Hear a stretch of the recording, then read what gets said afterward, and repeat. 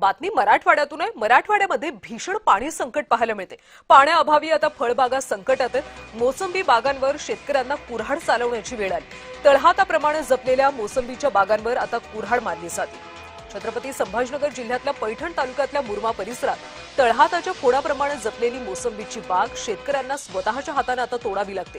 मुरमा इथल्या अप्पासाहेब मानमोडे आणि बजरंग मानमोडे या दोघा भावांनी अनेक वर्षांच्या मेहनतीनंतर ही बाग उभी केली होती। मात्र आता पाण्याअभावी बाग वाळत चालली। या परिस्थितीमुळे शेतकऱ्यांना मोठा आर्थिक फटका बसत असून लाखो रुपयांचं नुकसान सहन करावं लागतंय। दुष्काळ आणि पाण्याची टंचाई यामुळे बागा वाचवणं आता कठीण झालं। आणि याचाच आढावा घेतला आमचे प्रतिनिधी विजय चिडिया। सध्या जर बघितलं तर राज्यभरामध्ये जे आहे ते पाण्याची टंचाई भीषण होत असल्याची पाहायला मिळत आहे। त्याचबरोबर मराठवाडा हा सतत दुष्काळी भाग म्हणून ओळखला जातो। त्यामुळे मराठवाड्यामध्ये जे आहे ते पिण्याचं पाणी असेल किंवा शेतीसाठी लागणारं पाणी असेल त्याची कमतरता जी आहे ती दरवर्षी भासत असल्याची पाहायला मिळत आहे।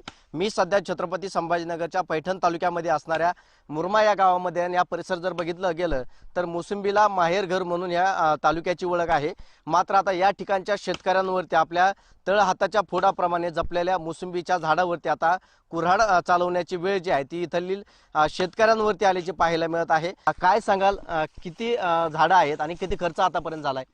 2 एकर झाड आहे। 1-1.5 लाख रुपये खर्च होऊन गेला, पण भाव नसल्यामुळे तोड लागू राहिले। नेमकी कशामुळे तोडताय? पाणी सध्या किती कमतरता आहे? किती वेळ तुमचं पाणी चालतं? पाणी आमची पहिली 2 घंटे मोटर चालत होती, आता अर्धा घंटाच आली। त्यात पुढे दुष्काळ दाखिला, त्याच्यामुळे तोड राहिलो। आता काय सांगणार आहे कोणाला? पाणी नसल्यामुळे तोडायची वेळ येणारच ना त्यांची। आता 50,000चं पाणी टाकलं होतं आम्ही आता लोक त्यांना। आता पाणीच नाही राहिलं तर मग कुठून टाकायचं? कर्ज फेडायचं कुठून? मग नंतर लोकांचे याजाने पैसे काढून पाणी टाकलेलं ते फेडायचे कुठून?